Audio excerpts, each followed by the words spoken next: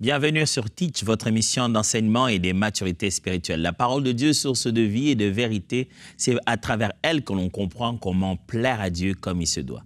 Dans ce processus de plaire à Dieu, il y a les actions de grâce. Nous devons apprendre à dire merci à Dieu. Maintenant que l'année est en train de finir, s'il y a une chose à laquelle Dieu tient, c'est que nous sachions comment revenir vers lui en lui exprimant notre gratitude.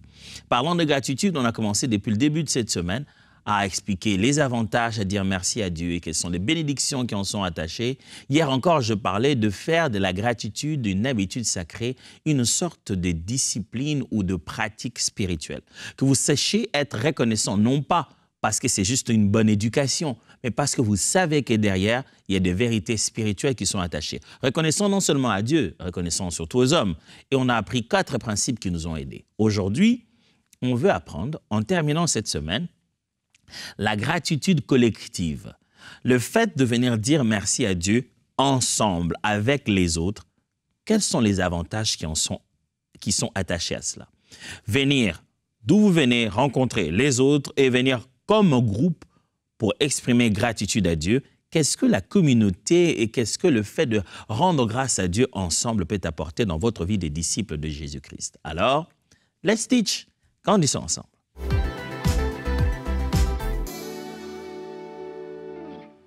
Au-delà d'être une expression personnelle, juste une expression de communion avec Dieu, la gratitude est un puissant catalyseur de l'unité du corps du Christ. Venir dire merci ensemble vous rassemble. Puis-je répéter ça? Venir dire à Dieu merci ensemble vous rassemble. Le fait de guider le peuple du Seigneur à apprendre à exprimer gratitude ensemble unit ce peuple-là. La gratitude comme une habitude sacrée, une façon de louer Dieu, de glorifier Dieu. La gratitude comme une chose dont Dieu s'attend. Non pas qu'on le fasse seul, mais qu'on le fasse comme une famille, qu'on le fasse comme une église, on le fasse comme une communauté, on le fasse comme une entreprise. Vous, vous dites merci, c'est bien, mais les gens qui sont avec vous, moi et ma maison, toi, tu es sauvé, toi et ta famille. Il y a un moment où Dieu dit merci pour ce que tu m'as dit, toi personnellement, mais ce que j'ai fait là, je l'ai fait pour vous tous. Et les autres, où sont-ils? Jésus a guéri 10 lépreux. Ils étaient 10. Un lépreux malade de sa propre maladie est revenu seul à cause de sa propre lèpre et a dit merci à Jésus. Mais Jésus pose la question, et les autres? Parce que lorsque vous êtes venus me faire la demande, vous étiez tous ensemble. Chacun de vous était malade personnellement. Mais la demande était collective. La gratitude devrait aussi être collective. Chacun devait individuellement venir, dans un contexte de groupe, dire merci. Quels sont les avantages d'exprimer la gratitude de façon collective? Premièrement, la gratitude collective unit la communauté. Je l'ai presque dit tout à l'heure. Le fait de venir dire à Dieu merci ensemble vous unit vous-même. Ça vous rapproche vous-même. Psaume 133, verset 1. La Bible dit « Cantique de degrés de David ». Voici, oh, qu'il est doux, voici, oh, qu'il est agréable, qu'il est doux pour des frères de demeurer ensemble. Il est en train de parler du fait qu'on peut venir ensemble pour louer Dieu dans son temple. Et il dit qu'il est beau, qu'il est agréable pour le frère de demeurer ensemble. Vous connaissez bien ce psaume, ce cantique. C'est là que Dieu déverse sa bénédiction, son huile, ainsi de suite. Mais il est doux, il est beau et agréable pour le frère de demeurer ensemble. Ce n'est pas à Dieu. C'est doux, c'est beau, c'est bien, c'est agréable pour nous. L'unité, lorsque l'on vient devant le Seigneur dans un culte, ce n'est pas seulement du bien que l'on fait à Dieu. C'est aussi du bien que l'on fait à notre unité. Lorsque vous venez en tant qu'Église et vous voulez bâtir de l'unité, vous venez en tant que famille, vous voulez bâtir de l'unité, vous venez en tant que groupe, vous voulez bâtir de l'unité, quand vous fermez vos yeux ou quand vous les avez ouverts et vous voulez parler à Dieu, mettez le sujet d'action de grâce en avant. Pourquoi? L'action de grâce présente la fragilité de chacun. Et ce qui nous empêche de nous unir, c'est quand chacun veut tellement se défendre et se donner une image de ce qui n'est pas. Vous savez, quand on veut bâtir une équipe, on demande à chacun d'être fragile, vulnérable vis-à-vis des autres, de se montrer tel qu'il est. Parce qu'on n'aime pas être vulnérable. Chacun garde un peu son image. Il ne veut pas qu'on le prenne pour n'importe qui. Voilà, il ne veut pas que tout le monde le voie en train de pleurer. Mais quand on est obligé de dire merci à Dieu, on doit toucher ces sujets-là pour lesquels on dit merci. Et quand on reste ensemble en train de dire merci à Dieu, rien que ce temps de prière où nous allons puiser dans notre vulnérabilité, dans nos imperfections, dans nos limitations pour lesquelles Dieu est venu au secours et nous a aidés. Ce petit moment, lorsqu'on les vit, on échange ce moment-là dans la prière. On ne se parle pas entre nous, mais on parle à Dieu et chacun ouvre son cœur profondément. Le résultat final, ça cause de l'unité.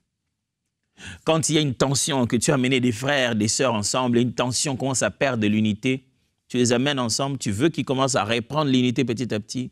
Le bon sujet de prière à leur présenter, c'est « Rendons grâce à Dieu ».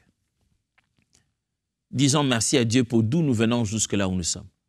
Parce que les bontés de Dieu font l'unanimité. Dans l'assemblée comme ça, les bontés de Dieu font l'unanimité. Tout le monde n'est peut-être pas d'accord avec ce que les pasteurs ont dit. Tout le monde n'est peut-être pas d'accord avec la manière dont on a traité ceci. Tout le monde n'est peut-être pas... Il y aura tellement de différences. Tout le monde n'est pas d'accord avec cet apport, cette doctrine, cette approche.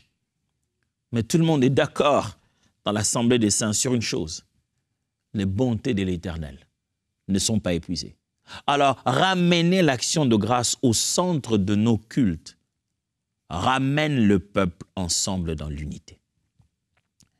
Colossiens chapitre 3, verset 15. « Et que la paix de Christ à laquelle vous avez été appelés pour former un seul corps règne dans vos cœurs et soyez reconnaissants. » Il dit, la paix règne dans nos cœurs pour former quoi? Un seul corps. Et il ajoute après, soyez reconnaissants. Soyez reconnaissants. Un seul corps. La paix vient pour nous unifier et il insiste, soyez reconnaissants. Gratitude et unité se présentant dans un même contexte. Je répète encore, la gratitude collective unit la communauté. Quand on vient ensemble pour dire merci, ça nous unit. Alors, en tant que communauté, en tant que famille, en tant qu'église, en tant que mouvement, en tant qu'entreprise, en tant que couple, prenez l'habitude d'avoir un moment où vous le faites ensemble, pas seul, ensemble. Où vous vous arrêtez, vous dites, faites-en même sorte d'habitude. Vous savez que chaque fin du mois, chaque fin de 3 mois, chaque fin d'année, on se rencontre tous en famille, famille élargie. Grand-père, grand-mère, les enfants, les petits-enfants, tous on vient. On vient juste dire merci les uns aux autres et merci à Dieu. Résultat final, de l'unité. Ça nous rapproche que de dire merci. Deuxième avantage de la gratitude collective. La gratitude collective attire la présence de Dieu. Je le dis déjà au courant de cette semaine, pour la gratitude, simplement en tant que vérité, ça attire la présence de Dieu. Là où vous êtes rassemblés, pour lui dire merci, pour exprimer votre reconnaissance à sa personne, Dieu se manifeste. Une réunion de prière, une rencontre de famille. Vous voulez que Dieu soit en action au milieu de vous, établissez l'autel de la gratitude. L'autel de la gratitude. Bâtissez-les comme un autel comme ça, la gratitude. Psaume 22, verset 3 dit, « Pourtant tu es le Saint, tu sièges au milieu des louanges d'Israël. » C'est Dieu qui dit, pourtant tu es c'est le psalmiste qui dit à Dieu, pourtant tu es le Saint, tu sièges au milieu des louanges, au milieu des Tehillim d'Israël, au milieu des cantiques, des chants de reconnaissance d'Israël. Il dit, quand Israël te loue, te fait des cantiques spontanés à ta gloire, c'est comme s'il faisait l'œuvre d'un charpentier qui bâtit une chaise sur laquelle tu viens t'asseoir. Les actions de grâce d'un peuple, la louange d'un peuple se transforme en une œuvre qui bâtit un trône sur lequel Dieu vient s'asseoir. Amenez la louange et les actions de grâce et vous ferez un trône là où Dieu vient s'asseoir. Ne vous rencontrez pas pour colporter. Ne vous rencontrez pas pour vous plaindre. Ne vous rencontrez pas pour raconter les mal des gens. Racontez-vous pour rendre des actions de grâce à Dieu. Rencontrez-vous. Faites vos réunions pour reconnaître la divinité du Seigneur et le louer. Vous êtes en train d'attirer sa présence. 2 Chroniques, chapitre 5, versets 13 à 14. Et lorsque ceux qui sonnaient des trompettes et ceux qui chantaient s'unissant d'un même accord pour célébrer et pour louer Dieu et pour louer l'Éternel, firent retentir les trompettes, les cymbales et les autres instruments et célébrèrent l'Éternel par ses paroles, car il est bon, car sa miséricorde dure à toujours. En ce moment, la maison de l'Éternel fut remplie d'une nuée. Le sacrificateur ne put pas y rester pour faire le service à cause de la nuée, car la gloire de l'Éternel remplissait la maison de Dieu. La Bible dit, quand tout ce qui jouait la tempête, tout ce qui jouait la trompette, qui chantait, tout le monde s'unit d'un même accord pour célébrer l'Éternel. Je suis musicien et quand vous me dites d'un même accord, ça me parle beaucoup. Et d'ailleurs, le mot qui est là veut vraiment dire qu'ils se sont accordés, pas seulement des chœurs, mais ils se sont accordés aussi d'instruments.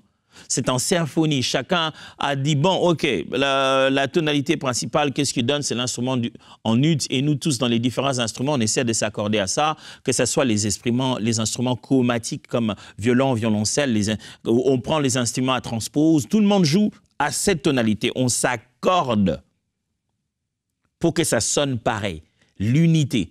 À ce moment-là, boum, la gloire de Dieu. Mais l'unité dans la célébration. Ils se sont unis pour louer Dieu, rendre des actions de grâce à Dieu.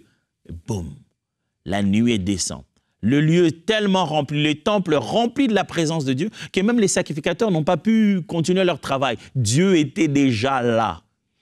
Est-il possible que nous faisons des réunions sans Dieu parce que ce sont devenus des réunions qui sont remplies de l'orgueil humain, remplies que de nos désirs à demander, au lieu que ce soit plein de reconnaissance, à dire merci de ce que Dieu a déjà fait.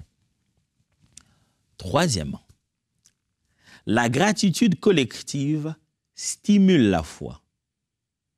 Lorsque nous sommes ensemble en train de reconnaître les bontés de Dieu dans nos vies, ça a pour résultat que la foi des uns des autres commence à être stimulée. Hébreux 10, 24-25 dit « Veillons les uns sur les autres pour nous exciter à la charité et aux bonnes œuvres.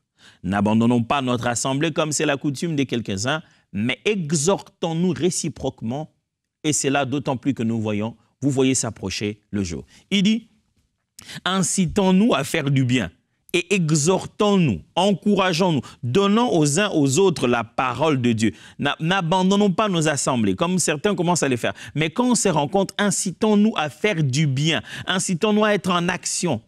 Et exhortons-nous. Il montre comment les réunions chrétiennes, les assemblées chrétiennes sont source de stimulation de la foi. Chacun booste l'autre dans sa foi par la parole de Dieu. Chacun booste l'autre dans la foi et dit, il faut qu'on fasse des bonnes choses. Il faut qu'on obéisse à la parole. Il faut qu'on soit en œuvre. Psaume 35, verset 18. « Je te louerai dans la grande assemblée. Je te célébrerai au milieu d'un peuple nombreux. »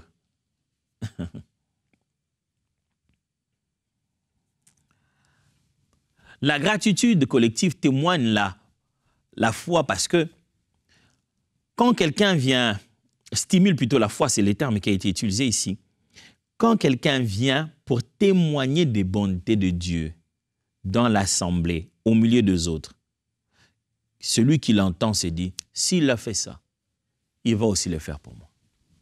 Quand on vient dans un contexte collectif pour exprimer la gratitude à Dieu, ça stimule la foi des uns des autres. On se dit non, si tu as été son Dieu, tu es le même aussi pour moi.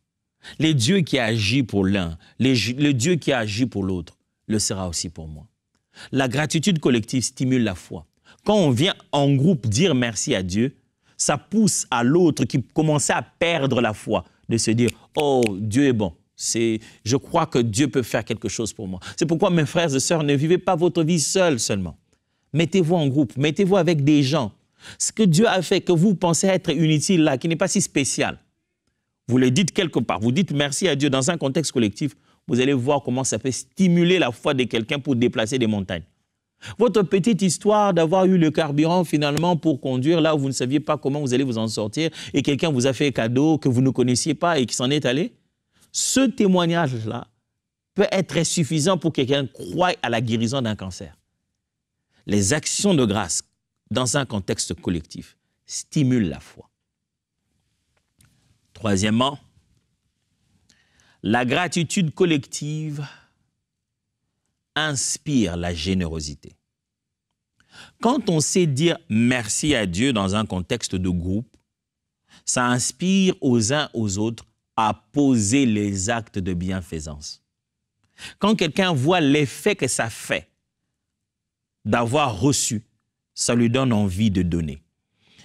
On dit souvent ces dictons que deux fois, le bonheur n'est mieux vu que dans les yeux de celui qui le reçoit. C'est-à-dire, tu as quelque chose, mais tu ne te rends pas compte que ces 200 $ que tu as, c'est beaucoup d'argent et ça pète le bonheur, mais tu ne le connais pas. Mais quand tu le donnes à quelqu'un, tu ne donnes même pas le tout, hein, tu donnes à 50 $. La joie qu'il y a dans ses yeux, tu as envie de revoir ça. C'est comme un film que tu as envie de dire, je ne veux pas que ça s'arrête. Je lui donne encore. Ça fait ça, en fait, à quelqu'un que d'avoir peu comme ça. Quand cette personne se met à dire, merci, vous savez ce que j'ai reçu, le Seigneur a fait pour moi, un frère m'a donné, tu te dis, oh, ça donne la joie comme ça quand on fait cadeau à quelqu'un d'un véhicule. Je devais penser y faire. Moi, j'ai le mien là-bas qui ne fait rien. C'est ça le bonheur que j'aurais pu donner dans la vie de quelqu'un si je faisais cette bonne œuvre. 2 Corinthiens chapitre 9, verset 12. Car le secours de cette assistance, non seulement pourvoit aux besoins des saints, mais il est encore une source abondante de nombreuses actions de grâce envers Dieu. Paul parle aux Corinthiens, j'ai beaucoup cité ce passage qui dit, il leur dit, ce que vous avez fait, non seulement que ça a aidé, mais ça a poussé les gens à commencer à rendre grâce à Dieu. Actes des Apôtres, chapitre 4, verset 32. La multitude de ceux qui avaient cru n'était qu'un cœur et qu'une âme. Nul ne disait que ces biens lui appartiennent en propre, mais tout était commun entre eux. On montre des frères et des sœurs ensemble au début de leur foi. Ils partagent tout ce qu'il y a à eux. Ils rendent des actions de grâce. La Bible continue après pour dire qu'ils se réunissaient pour rendre des actions de grâce, partager du pain. Frères, quand vous venez dans un contexte collectif pour rendre grâce à Dieu, sachez que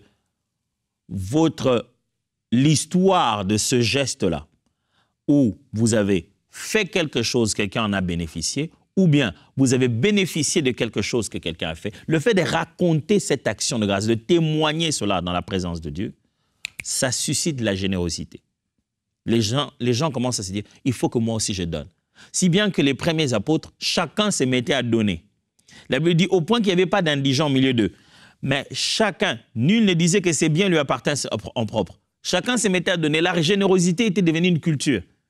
Parce que quelqu'un ici est heureux de ce qu'on lui a donné, je donne, je donne. Tout le monde s'est mis à donner. Quand on sait rendre grâce à Dieu dans l'assemblée, dans un contexte collectif, ça stimule les gens à devenir de plus en plus généreux.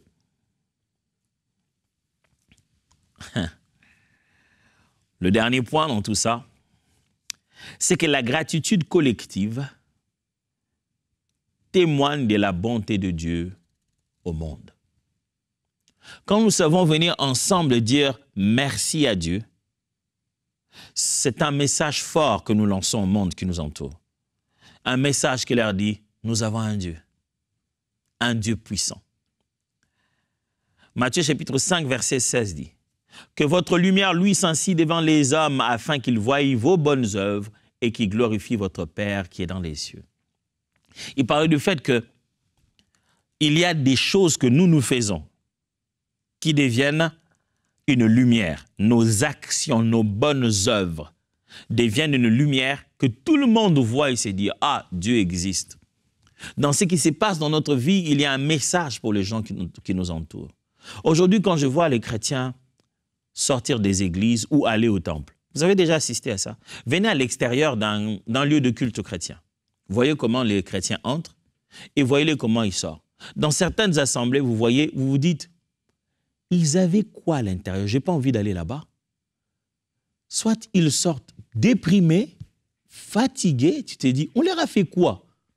Soit ils y vont sans empressement, tu te dis, ce qui se passe là-bas, c'est pas excitant, c'est pas intéressant là-bas.